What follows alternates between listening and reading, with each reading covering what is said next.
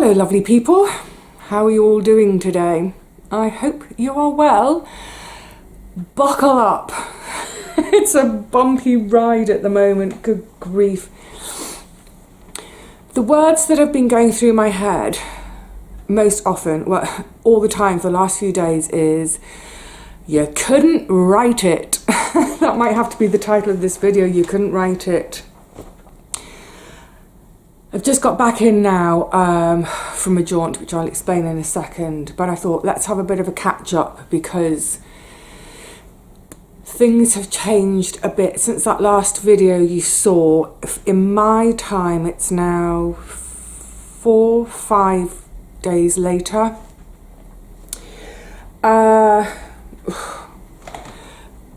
Look, I'm still not anywhere near the finishing line, but in that last, right, I need to compose myself, good grief. In that last video, I said that this whole house move was hanging by a thread, and it kind of still is, except there's a few more threads it's hanging by. So it's not, I'm hoping it's not quite so precarious. Sorry, I'm just tucking my blanket around my knees. I'm hoping it's not quite so precarious, but one of the issues, and there have been two fairly substantial issues, one of which I'm not going to talk about at all. There's a lot of legality, it's a legal thing, and I don't want to muddy waters there at all, but I have taken some action of my own to start that kind of ball rolling. But one of the other issues was one of the solicitors involved in this whole process, the buyer's solicitor, it's transpired, because I've seen a few emails now from those solicitors, that it's a different solicitor every time. So my poor buyer, she's at her wit's end, and she thinks my solicitor is the problem, and actually it turns out it's hers. She never speaks to the same solicitor twice, and my solicitor keeps being asked for the same information over and over again. So evidence that was provided way back at the beginning of October, they're asking for it again. It's like, well, we've already provided it. So at the beginning of January, we provided all the evidence again, and they're still asking for such and such a piece of evidence. And we're like, well, we've given it to you twice. So basic, quite basic but fundamental things like insurance documents for the whole building. They've had that twice, and they're asking for it. They're saying, we don't have this, we can't move forward until we've got this. It's like, well, you've got it anyway. So what really troubled me was an email that they had sent to my buyer, and it was actually completely full of lies. It's just full of lies. And this is why I was so sort of shocked and discombobulated, because it's like, hang on, this is my life in someone else's hands, and they're not even representing me properly. I mean, they're not to represent me, they're representing their client, but on the other hand, it's how they're representing me to her. And I hate that feeling of someone else having that level of control over my life. Remember, I was saying, I take responsibility for my life. I'm self-reliant. And that's why I'm self-reliant, is because if I make a mistake, it's my fault. I'll own up to it. Yeah, that's my mistake. But when someone else makes a mistake and it affects my life, nah. Now, it's probably obvious. Well, there are some areas in my life in which I'm fairly confident, and some in which I have no confidence at all. We're all like that, aren't we? I have zero confidence about how I look and how my body functions these days. No confidence whatsoever. It's all gone. I used to be confident, not anymore. But there are other areas where I am fairly confident, and I know that I've got a couple of superpowers. So, for example, you all know that I love words. I have read voraciously my whole life, and not just the easy books.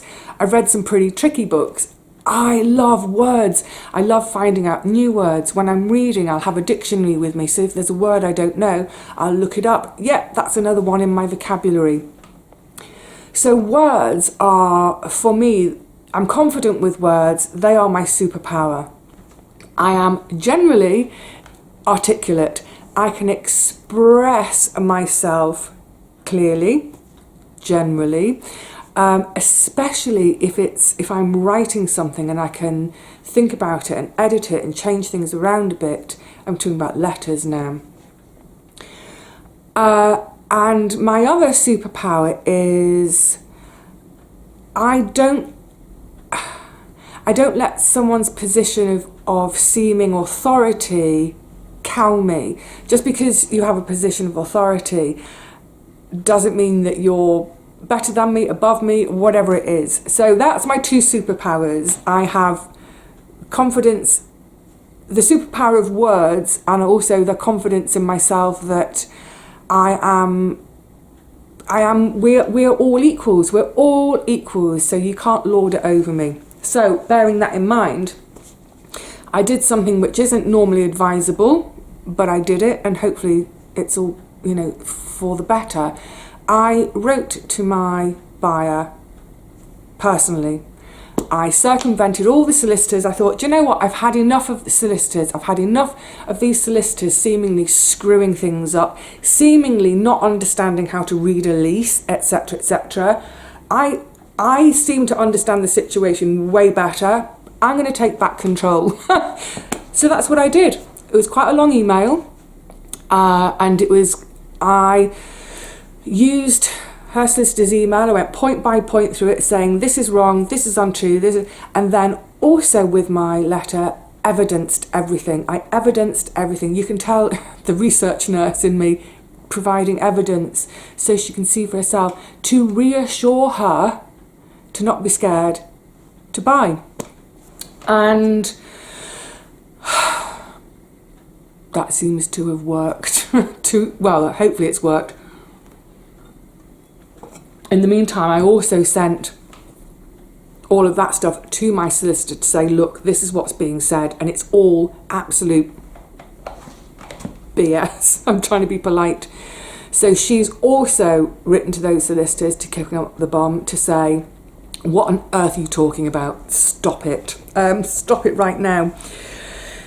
So the stage I'm at today is my purchaser, who was so grateful for me reaching out to her personally, because she said, she's felt so lost in this process and she feels caught between everything, and so now she's had that clarity from me. She feels reassured and we can progress again.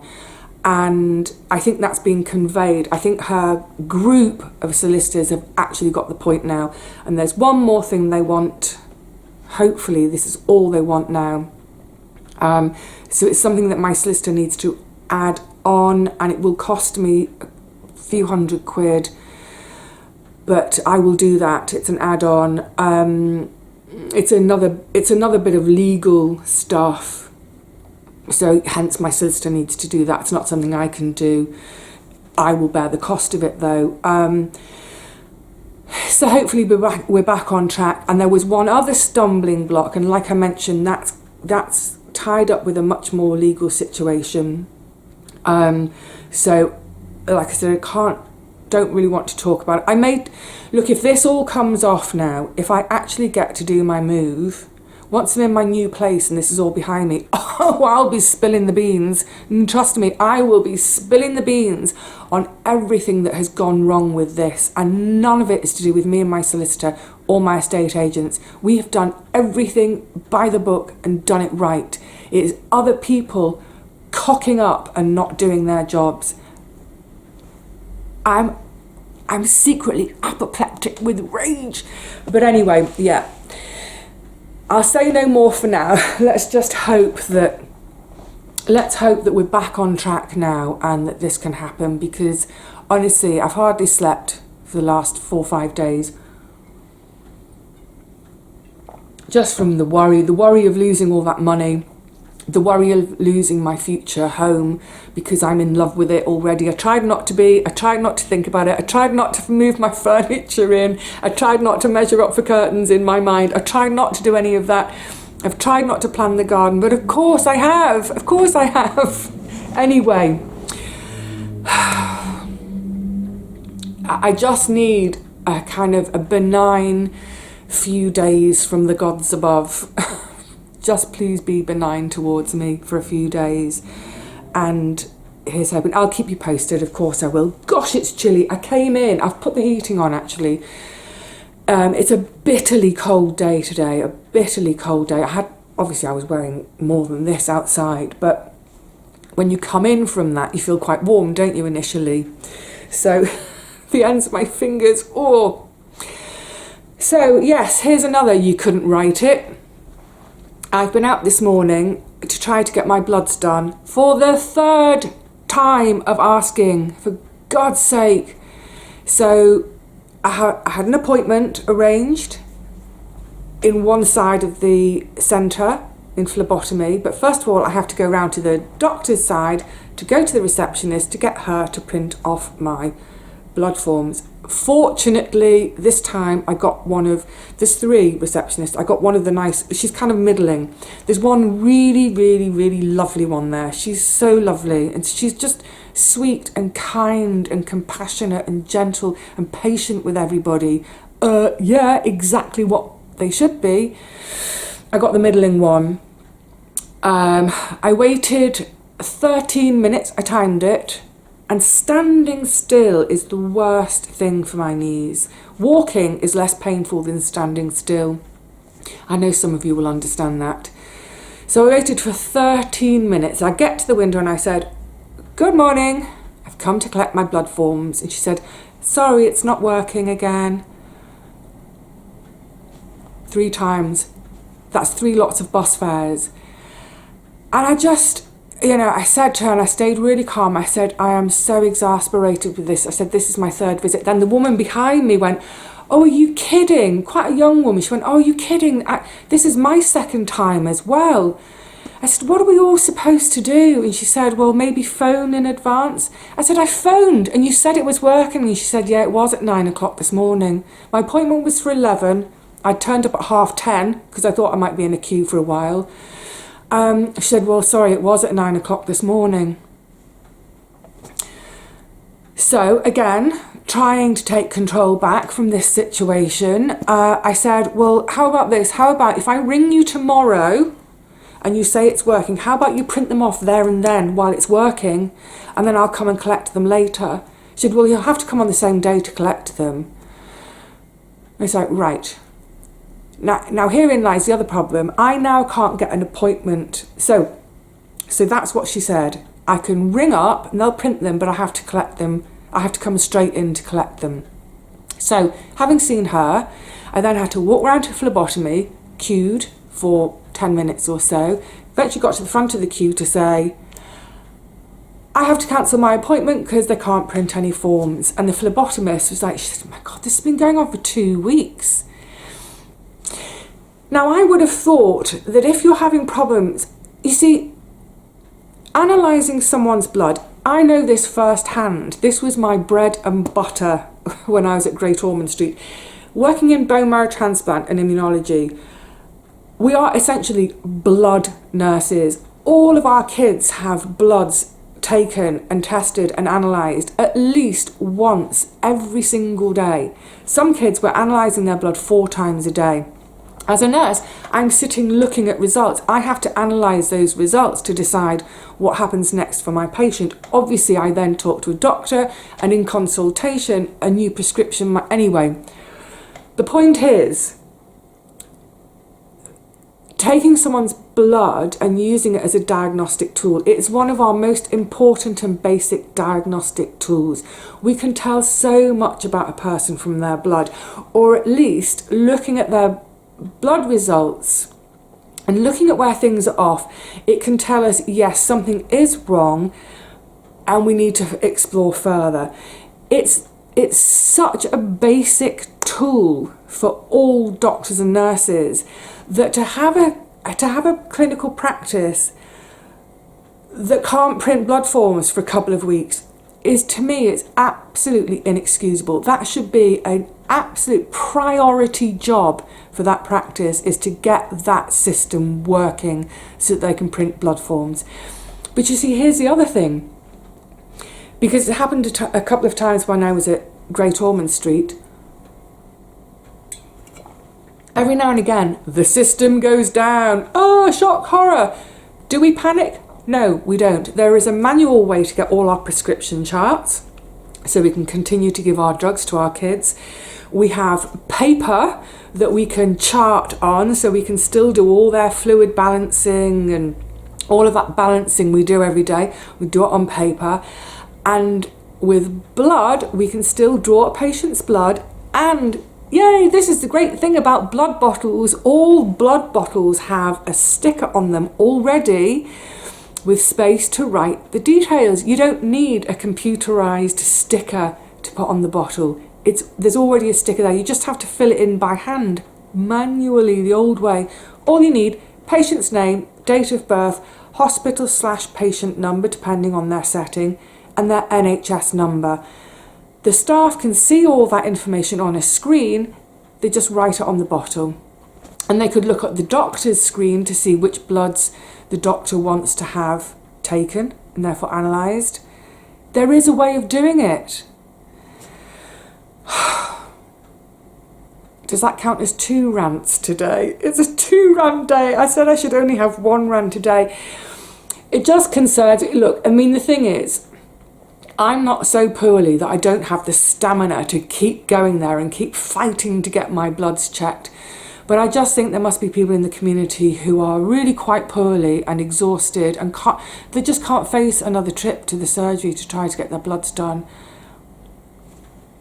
To me, it's beyond appalling. It's beyond appalling. And someone commented, I'm just going in the basket of random chat, by the way. Just going to grab a few things. Someone, oh God, that's a rant as well. I've got 2 more ranty things. Okay, this is the rant episode. Heads up, I'm going to rant.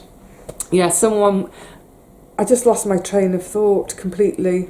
No matter. Oh yeah, someone was saying in comments, from that video 2 or 3 videos back, when I was talking about this farce of trying to get a doctor's appointment, trying to get a blood appointment, trying to get the forms, that it would be laughable if it wasn't so serious. And you know what? Yeah, it is laughable. It is. I have to just laugh at it. But it is serious because, you know, I don't believe there's anything seriously wrong with me, or not anything that can't be put right, put it that way. But I'm willing to bet there must be people at that surgery who are so, I'm going to get upset thinking of them. This is my empathy comes out and I'm going to cry for them. They must be so worried and so scared about what's wrong, and they are desperate to get these bloods done so they can start a process of finding out what's wrong in order to hopefully get them better. And I hate the thought of any patient being scared, and being scared because of lack of information. They need to get it sorted. So I'm going to call tomorrow morning. I can't get a blood appointment tomorrow. It's like, what did I say? It's like 10 days to... Oh, so that's the other thing is I can't get a blood appointment now for, I think it's another 10 days. So what I will do is, I think I've got time tomorrow, is in the morning call them to say, is your machine working? Print them now, print them, just print them. And I'll come and get the forms myself. So that'll be my 4th trip. And then I'll go back for my blood test, which will be my 5th trip. It's £3.50 each time. So that will be £17.50 I will have spent on bus rides to get nowhere. Well, to eventually hopefully get somewhere. Oh, let's do a happy bit. I'm not going to... Hang on. That's a whinge and a rant. Save them for another day. That's not a whinge. Sorry, excuse me. I'm looking for things that aren't whinges. That's not a whinge. I've got a couple of thank yous to say. That's definitely not a whinge. Oh, I'm keeping half an eye on the time. I've got another phone appointment shortly to do with moving. So I'm keeping half an eye on the time. Ooh, and I need to get up and run around a bit. 2 surprise parcels have turned up. There's no note, no name, nothing in either of them. So I don't know who it's from. It might be from the same person. One is this lovely selection of hand creams. There's avocado, olives, rose, chamomile, and what's that? It's really small printing. Sakura. Oh, cherry blossom. Aren't they sweet? So that will be that's a really handy size, isn't it, for one's out and about bag? You know, my little crossbody satchel that I use. That's a really handy size. Thank you, whoever you are. Yes, all gardeners, all nurses. I think doesn't everybody love hand cream? I do. But thank you both, whoever you are. Like I say, you might have been one person. Right, I'm going to wrap up. There's tons, I've got tons. I'll do another video. I'm trying to keep them a bit shorter. I've got another DVD to share with you. But also, because when I was saying the other day about that hideous receptionist, and it seems so many of you have had similar encounters, I just want to reiterate, I think I said it in that video, but I am not by any means casting all receptionists in the same light. There are some wonderful, wonderful receptionists. Like I've just said, at my surgery, there's that really, really sweet, kind, gentle woman. And likewise in shops, you know, there are some great shop assistants. I love all my little local shops here. They greet me by name. They always greet me with a smile and a how are you, etc., etc. It's a two-way street. That's, you know, that partly comes from over the years of me greeting them and being nice and to them. But yeah, I just want to reiterate, the horrible people, I think, are few and far between. By far the majority of people that I meet and that I interact with are lovely. And I had one such lovely interaction the other day. I'd gone to my favourite charity shop where I scour for books and things for my shop, but also I've been kind of keeping a lookout at DVDs recently.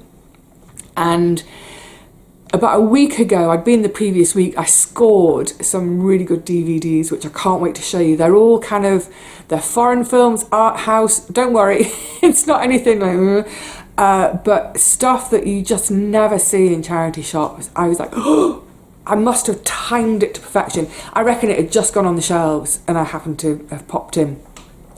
But fast forward to my most recent visit a couple of days ago, and I've been looking through the books and I bought one for myself, and I'm not sure. I think it might be a mistake. I'll have a read, see what I think.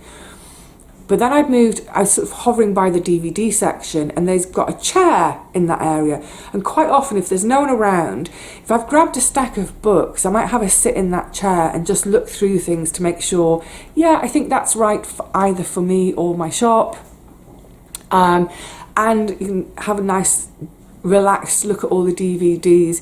Anyway, on this occasion there was a guy sitting in the chair looking, so I was kind of hovering slightly to one side, and he sort of apologised, am I in your way? I was like, no, not at all, stay put. And he was like, oh no, I'll get out of your way. I was like, no, stay put. I said, to be honest, I did a trawl last week, and I got a really, really lovely selection last week, so I probably don't really need to be looking.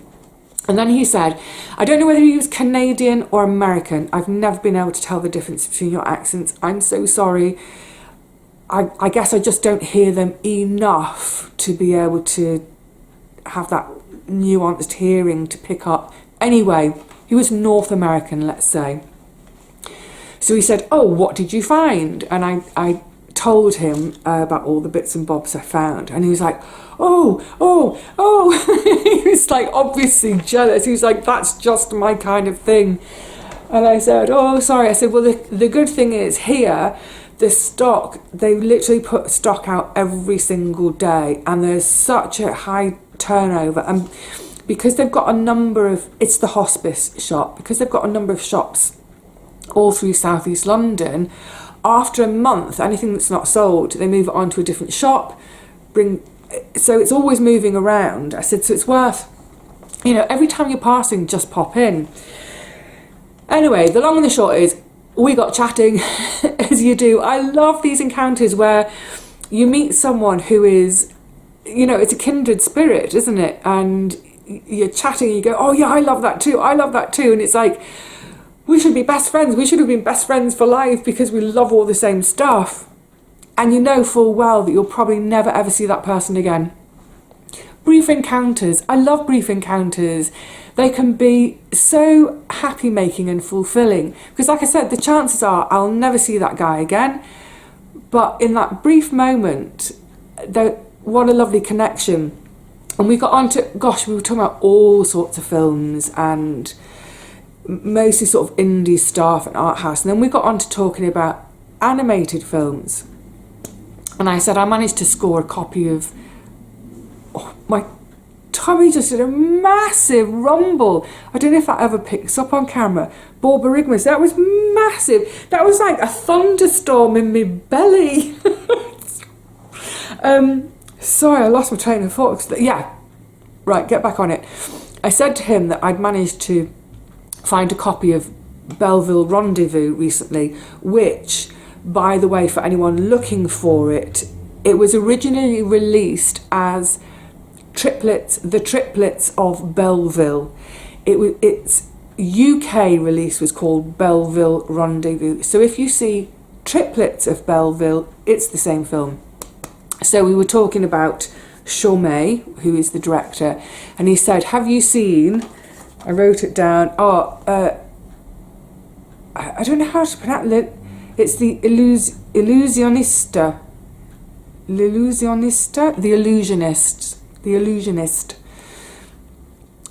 so magician stuff. Anyway, so he mentioned this illusionist to me.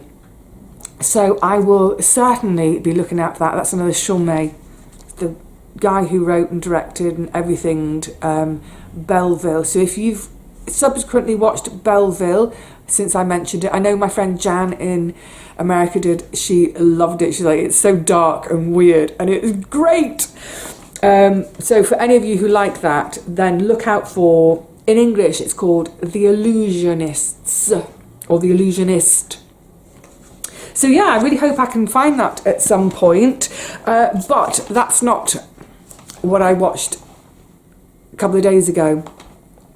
I have watched a film which I saw, I'm just checking dates, how to write the date down. 2009 was its cinema release, and I saw it, and I went to see it with a dear girlfriend, same girlfriend that I went to watch Il Postino with. She was kind of like my movie buddy.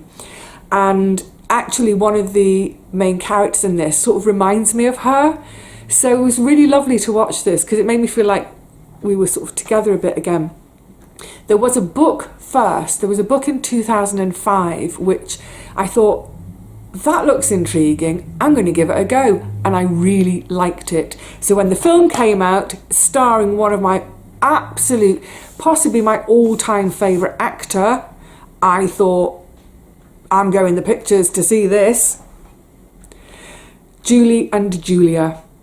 The story of Julie, who lives in New York. This is the one that reminds me of my friend. She lives in New York, modern day, current times, and she's a bit fed up with life. I'm willing to bet the majority of you have seen it, but for those who haven't, she's in a job which is she's in a call centre, and it's people with problems, and I think it's all to do with, it's post 9/11, so it's pretty miserable, her work, and it drains her. She needs something else in life, so she decides to start blogging. What am I going to blog about? And that's where Julia Child, who probably every American knows, whose infamous cookbook, is it called The Art of French Cooking, I think. Julia Child wrote it I think she wrote it throughout the late 40s, and it was eventually published in the 50s. Excuse me if it's a bit later. So Julie decides she's going to cook her way through Julia Child's The Art of French Cooking in 1 year. So she has 365 days to cook 571 recipes. It's an absolute delight. So she lives with her husband, so we get that kind of her relationship with her husband. Julia Child lives with her husband. Oh, the bits in Paris. Oh, because I'm such a Parisophile. It's utterly joyful. The way she speaks, I remember in the pictures, I was like, oh, I don't like this at all. It's kind of this mad voice she's doing. But actually, you sort of get used to it. And actually, in the end, even start to enjoy it. This voluptuous, gorging on life woman, she wants to gobble up life as much as she gobbles up her food. And, you know, she loves having sex with her husband and cooking for him. And it's all just utterly joyful and just gorging on the joy of life. It's beautiful to watch, and she plays it, Meryl Streep plays it so perfectly. She's stunning in it. Did she win an Oscar for it? She should have done. Were there any Oscars for this? Any awards? BAFTAs? Give me something. I don't know, I can't see it. Well, it does say on the back, deliciously funny and warming fare for which the amazing Meryl deserves her ridiculously overdue 3rd Oscar. I don't know whether she ever did get it. But look, I highly recommend it. It's a really lovely, cosy film. If you're a bit of a foodie, I think you'll love it. I was hungry watching it, but also all the time I was watching it, I was thinking, oh yeah, I think I need to try such and such, and try such and... And I started, I had my pad on my knee, I started writing down all the different things I want. When I move and I've got a different oven, you know, I was thinking, well, the first thing I want to do is a clafouti, because I love clafouti, which is it's a dessert. It's cherries in a batter that you bake in the oven. Clafouti is one of my absolute all-time favourite puddings. So yeah, if you're a foodie, I think you will love it. It's fun. It's just fun. It's light and fun, but also it's quite interesting if you like Julia Child, if you've ever dipped into the art of French cooking, to sort of see the process of how that all came about and how it came into being. It's fascinating. What an amazing woman. But her ability to be amazing was definitely enhanced by having such an amazingly supportive husband, who was played by Stanley Tucci. I've never known whether do I pronounce it Tucci or Tucci? Tucci or Tucci? Stanley Tucci, you all know who I mean. I love him, he's brilliant. So yeah, if you haven't seen it in ages, like I said, I saw it in 2009, so it's sort of 15 years later. And I mean, I kind of remembered everything, but it was an absolute joy to see it again. I wasn't bored at all. I wasn't kind of preempting the next bit in my mind. I was just letting it play to me. And it was the most wonderful 2 hours of distraction amongst... I watched this the night after the day when I'd had all the emails, when I was being led to believe that the entire move was about to collapse. So it was a wonderful distraction.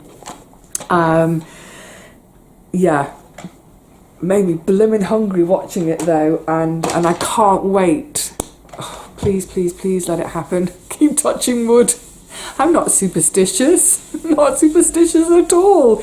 But yeah, I can't wait to have a new kitchen and a new oven to play with. And if this all does happen, the new kitchen is a bit bigger than this kitchen, and I'll be able to have a table where I can actually sort of really properly prepare things and present them for camera. So, you know, I'm hoping that making cooking videos will be a bit easier in the new kitchen. Did I choose this flat just because it's got a kitchen I can present cooking videos in? I don't know.